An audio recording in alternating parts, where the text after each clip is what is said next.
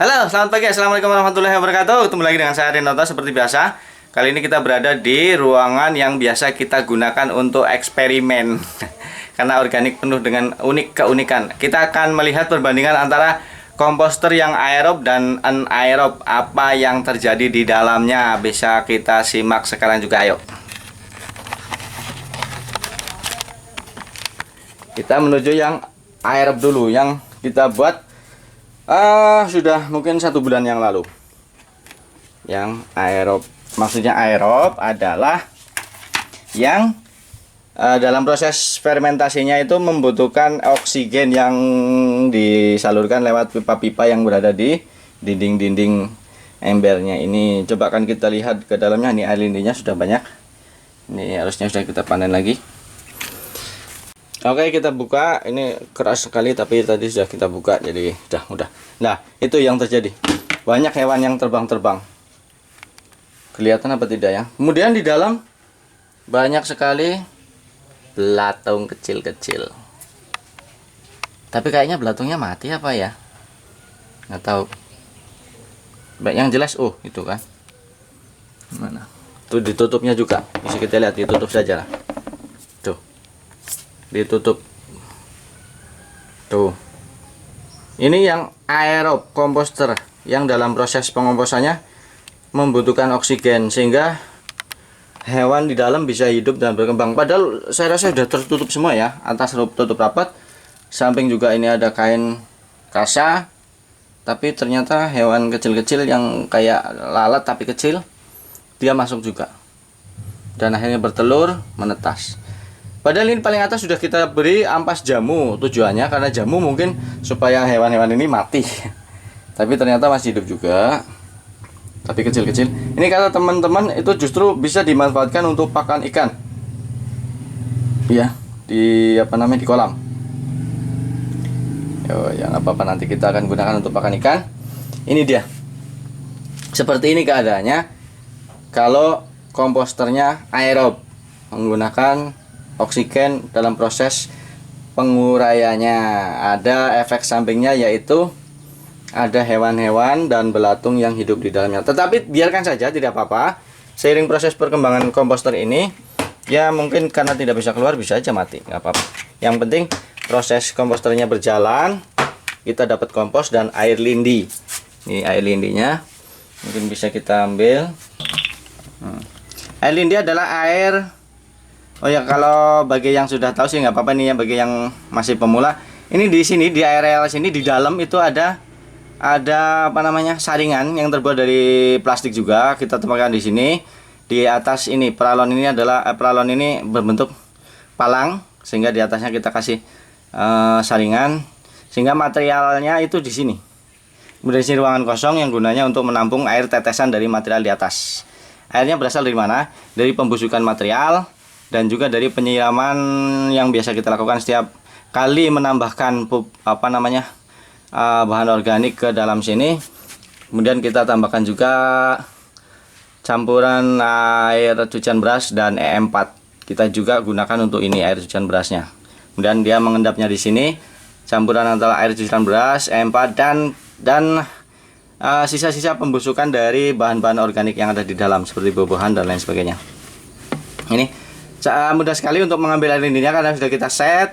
Ini pakai selang, kemudian diletakkan di atas, yang di atas permukaan sehingga tidak tumpah. Kemudian kita kalau mau panen seperti ini tinggal masukkan saja ke sini selangnya. Nah, udah masuk. Tuh, kita ambil air lindinya. Air lindi ini bisa langsung digunakan, tetapi kalau saya biasanya difermentasi dulu. Seperti biasa menggunakan E4 1 tutup dan tetes tebu juga 1 tutup. Ini untuk 1 botol 1 liter.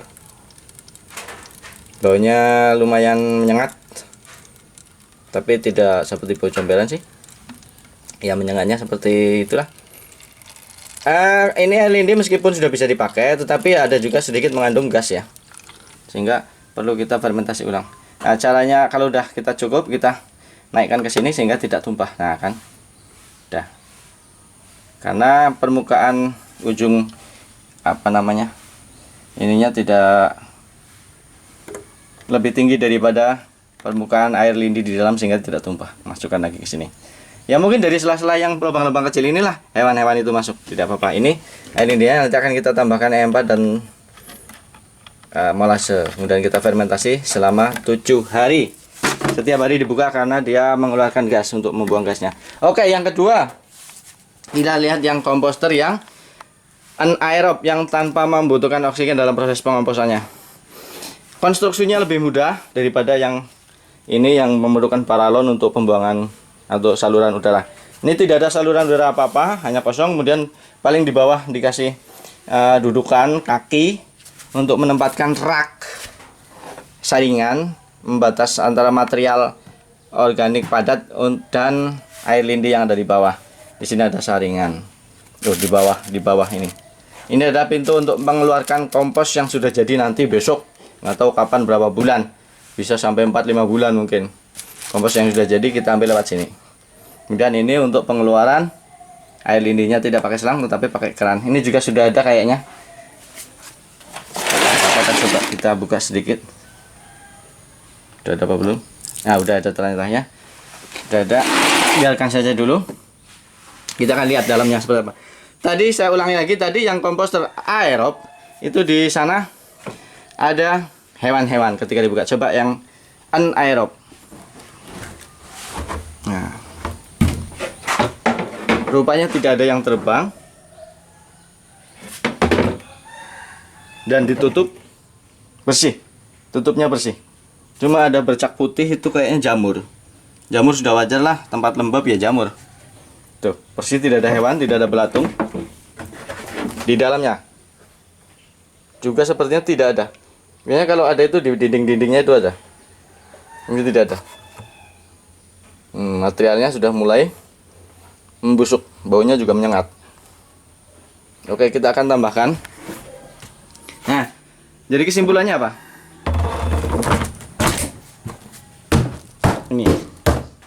Ini yang anaerob, tanpa menggunakan oksigen dalam. Nah, apa yang kita masukkan ke dalam sana? Ada satu limbah dapur yang kita pilih, limbah yang organik. Apa saja, sisa sayuran, cangkang telur, daun, buah. Kemudian ini dia sisa-sisa buah yang kita makan yang nggak habis, mungkin karena udah busuk dan lain sebagainya. Kemudian air cucian beras yang kita nanti campur dengan E4 dan tetes tebu sebagai penyiram ini. Kemudian kebetulan di tengah kita ada penjual jamu, kita minta ampas jamunya. Ya. Nanti semua akan kita masukkan ke sana. Kemudian yang bisa kita panen lebih awal adalah air lindinya. Ya. Itu tadi kesimpulannya, ya. Kita simpulkan bahwa kedua-dua komposter ini bisa berjalan dengan baik, bisa menghasilkan air lindi dan bisa menghasilkan kompos nantinya, mungkin 3-4 bulan atau bahkan 5 bulan mendatang. Kita tidak tahu, pokoknya setiap hari kita tambahkan material yang ada, masukkan semua. Kalau udah penuh biasanya dalam 2-3 hari dia akan turun lagi, karena yang di bawah itu sudah membusuk, terurai, sehingga kepadatannya akan menurun. Kita tambahkan lagi terus seperti itu. Nah, kemudian yang kedua, kalau fungsinya sama, bisa membuat air lindi dan kompos, tetapi ada kelemahannya. Ya, setiap sesuatu di dunia ini ada kelebihan dan ada kekurangan. Kelebihannya tadi sama-sama fungsinya. Kemudian kekurangannya adalah kalau komposter aerob yang pakai ember, dia di dalamnya akan ada hewan seperti lalat ataupun lalat-lalat kecil bertelur di sana, kemudian telurnya menetas menjadi belatung. Bagi yang mereka yang jijik, ya jijik. Karena jijik nggak bisa dilarang. Tetapi bisa dimanfaatkan belatungnya untuk pakan ikan kalau kita punya kolam ikan. Itu kelemahannya. Tetapi kalau komposter yang anaerob, yang tanpa membutuhkan oksigen, tidak ada hewan di dalamnya karena tertutup rapat, semuanya rapat, tidak ada lubang sedikit pun. Sehingga hewan tidak bisa masuk, di dalam juga tidak ada belatung itu. Jadi sekarang tinggal pilih mana, mau buat yang aerob atau anaerob. Jangan salah ya, bukan berarti kalau aerob itu pakai kecil, anaerob pakai besar, tidak. Kebetulan pas waktu itu pertama kita buat pakai ember, kemudian yang kita buat kedua pakai drum yang besar untuk anaerob. Kita juga mungkin besok setelah ini selesai, yang aerob selesai, kita akan tutup, kita jadikan anaerob semuanya, supaya menghindarkan dari hewan-hewan kecil yang bertelur di dalamnya. Oke, demikian tadi ulasan sedikit tentang komposter aerob dan anaerob, perbandingannya bagaimana, manfaat, kelebihan dan kekurangannya bagaimana. Seperti biasa, kepada para pemirsa yang sudah setia bersama kami ucapkan terima kasih yang sebesar-besarnya. Terima kasih juga atas semua saran, kritik, bantuan, bimbingan, masukan kepada kami, sehingga kami lebih baik lagi ke depannya. Bagi para pemirsa yang baru saja nonton, silahkan klik subscribe. Di bawah ada, di akhir video ada, untuk berlangganan secara gratis video kami selanjutnya tentang bagaimana kami memanfaatkan pekarangan rumah menjadi sumber makanan yang sehat buat keluarga, tentang bagaimana kami mengelola sampah organik yang ada di sekitar kita menjadi kompos yang sangat berharga untuk pupuk tanaman, tentang bagaimana kami mengelola pekarangan menjadi tempat yang indah, asri, hijau, segar, menghasilkan oksigen bagi keluarga juga. Terima kasih sudah nonton. Wassalamualaikum warahmatullahi wabarakatuh.